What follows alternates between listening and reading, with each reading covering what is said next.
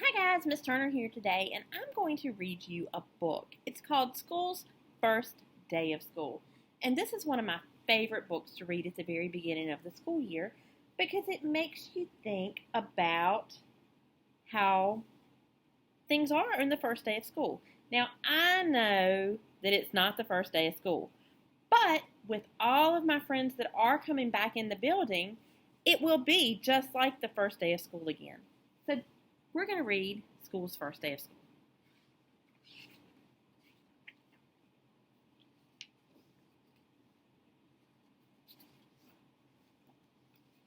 That summer, they dug up the big field and poured the foundation and set brick on top of brick until they built a school. See the new school that they built? A sign above the door read, Frederick Douglass Elementary. That's a good name for me, thought the school. Most days, a man named Janitor came to mop the school and buff his floors and wash his windows. This is nice, the school said to Janitor. Just the two of us. Won't be just us for long, said Janitor. Soon the teachers will come, and then you'll be filled with lots of children.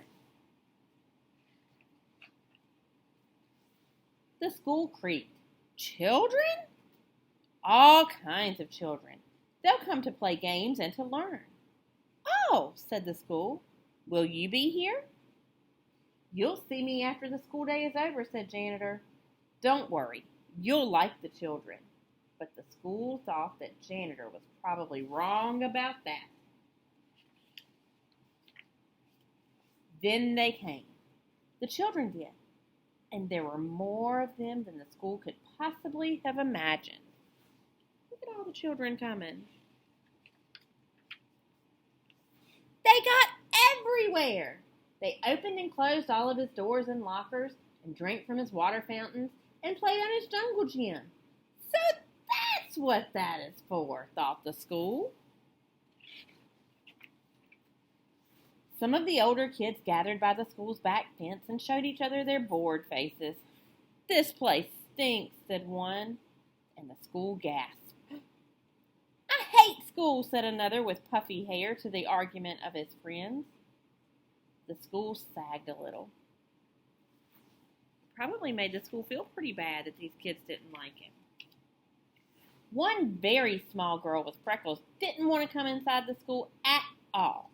Her mother had to carry her. I must be awful, the school whispered to himself. Later, he squirted the puffy-haired kid in the face, but then felt bad about it afterward. He watched the kindergarten kids sit on one of his rugs. The teacher said, As we go around the circle, please tell us your name. There was an Aiden, and a Max, and a Bella, and another Aiden, and an Emma, and a Caden, and a Chloe. This small girl with freckles was next, but she wouldn't speak. She only stared at her shoes until the teacher moved on. I don't like school, she whispered into her lap. Well, thought the school, maybe it doesn't like you either. But children were in their chairs finally. But just as the school was starting to relax, his fire alarm sounded, and all the children exited and walked to the other side of the field and stared at him. He was so embarrassed. He held his doors open for them when they returned. Sorry, he said, as the first child entered. Sorry, sorry, sorry, he told all of them, even the girl with the freckles. At 12 o'clock, the school was filled with food. At 12:30, the school was filled with garbage. At one table, a boy told a funny joke, and another boy laughed so hard that milk came out of his nose.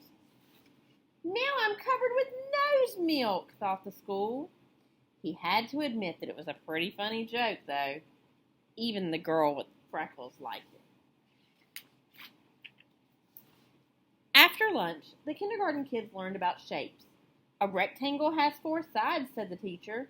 1, 2, 3, 4. And a square has 4 sides too. In fact, a square is actually a special kind of rectangle. Wow, said the school. I did not know that.